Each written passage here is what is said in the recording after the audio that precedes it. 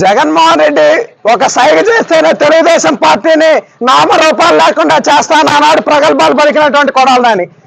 గతంలో గుడివాడలో క్యాసినో పెడితే తెలుగుదేశం పార్టీ నాయకులు నిజ నిర్ధారణకు వస్తే మీరు నా బొచ్చు కూడా ఇంటికి ఇప్పుక్క కూడా పీకలేరు అని చిటికిలేని చూపించి మరి మాట్లాడినటువంటి కొడాలని ఈరోజు ఏ దద్దమల లోకములు లాక్కున్నావుంటాయా?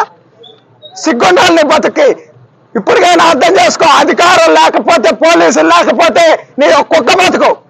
ప్రతిపక్షంలో ఉన్నప్పుడు కొడాలని ఇప్పుడు ఏం మాట్లాడలా, అధికారంలోకి వచ్చాక అధికారం బలుపుతో అధికారం మదంతో మాట్లాడి ఇవన్నీ కూడా ప్రభుత్వం 2021లో కొడాలని సవాల్ ఇస్తున్నాడు. తెలుగుదేశం పార్టీ అధికారంలోకి వచ్చి చంద్రబాబు గారు ముఖ్యమంత్రి అయితే రాజకీయ సన్యాసం తీసుకుంటా అన్నాడు.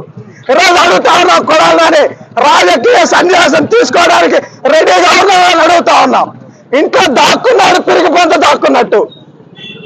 గుడివాడ ప్రజలు భారీ మెజార్టీతో తెలుగుదేశం పార్టీని గెలిపించారంటే అది నీ మీద ప్రజలకు ఉన్నటువంటి ఒక చేత్కారం అని ఈ సందర్భంగా తెలియజేస్తా ఉన్నాం.